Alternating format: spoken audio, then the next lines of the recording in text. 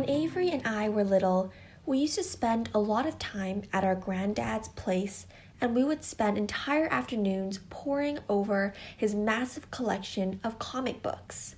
Many of those were colorful comic strip versions of popular classic stories, and there was one in particular that fascinated us, mainly because of its main character. His name was Quasimodo, and he lived in Notre Dame Cathedral in Paris in the 1480s. As I looked at the illustrations, I felt so sorry for him. He had a horrid life, and I wanted to make things better for him. Even though, as a little kid, I didn't understand the words, the drawings brought Quasimodo alive on every page. I know some of you will have seen the Disney version of the story film The Hunchback of Notre Dame, but I wish you hadn't.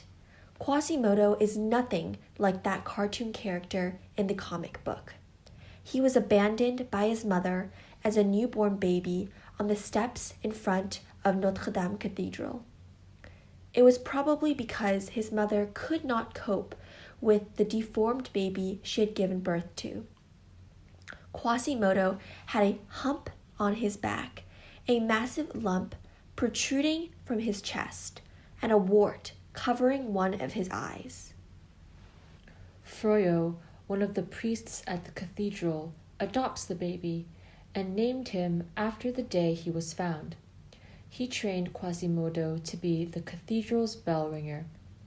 He soon became deaf due to the loud ringing of the bell, and Froyo taught him sign language so they could communicate.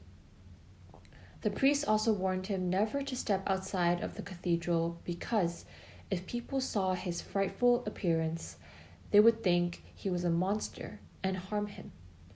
As such, the young boy grew to shun away from everyone and lived alone in one of the towers of the cathedral. While Quasimodo had the appearance of a monster, he was a gentle and kind soul and was curious about the outside world. He decided to sneak out of the safety of the tower during the Festival of Fools and was in for a rude shock. As soon as the crowd saw Quasimodo, they crowned him the King of Fools for being the ugliest person in Paris, and beat him with sticks and threw rotten fruit at him. He was even tied up and whipped in front of a jeering crowd. A gypsy girl called Esmeralda took pity on the hunchback and offered him a drink of water.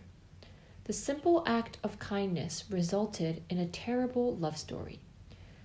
In a tragic turn of events, Esmeralda was hanged for a crime she did not commit, while a devastated Quasimodo left Notre Dame and died holding the body of the deceased girl.